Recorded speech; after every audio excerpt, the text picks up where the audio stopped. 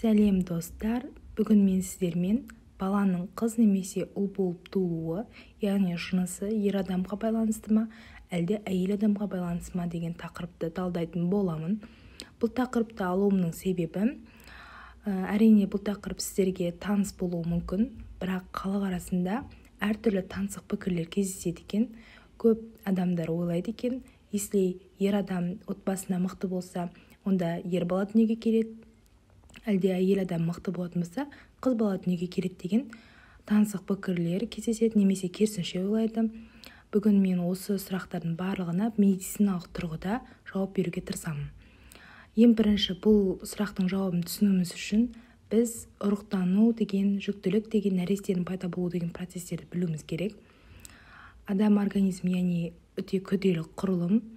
Оның ішінде әйелдің жыныс жасушасын біз жұмыртқа жасуша деп атаймыз. Ал ер адамның жыныс жасушасын сперматозоид деп атаймыз. Жұмыртқа жасушасының ешқандай қозғалуға қабілеті жоқ, ал сперматозоид үнемі қозғалтқыш қасиет көрсетеді. Жұмыртқа жасушасы овуляция деген процестің нәтижесінде жады түтігінде әбден пісіп жетіліп тұрады. Ал сперматозоид қозғалғыш болады, ол жады түтігіне барады да жұмыртқа жасушасымен бірге қосылады. Сөйтіп жұмыртқа жасушасы қосылу нәтижесінде ол жерде ұрықтану, зигота деген пайда болады.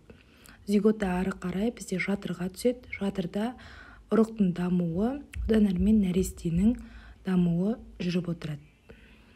Енді осы мысалға жұмыртқа жасуша мен зигота бір-бірімен байланысқан кезде өздерінің генетикалық ақпараттарын беріп отырады.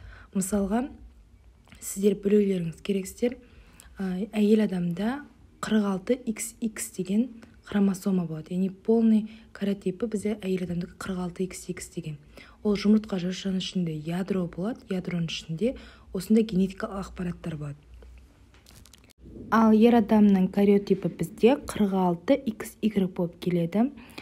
Бұл жерде айта кететін жайт, мына сурет айта кететін болсам, көк түсті бұл жерде сперматозоид, ал күлгін түсті бізде жұмыртқа жасушасы көрсетілген.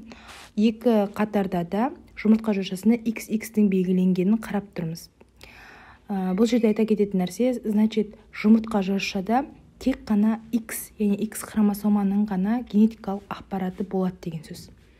Ал сперматозоид үнемі қозғалтқыш қасиет әкеліп жұмыртқа жасушасына қосылады ғой. Сол кезде ол өзімен қосып X хромосоманың ақпаратын алып келе алады, и сонымен қатар Y хромосоманың да ақпаратын алып келе алады. Сол үшін де бірінші қатарда сперматозоид X хромосомасын алып келіп, ал жұмыртқа жасушада X екеуі қосылып XX, яғни қыз бала дүниеге келеді тұр. Ал екінші суретте X пен Y қосылып XY, яғни ер бала дүниеге келіп тұр. Значит, біздің бүгінгі сұрағымыздың жауабы, дүниеге келетін баланың жынысы тікелей ер адамға байланысты екен.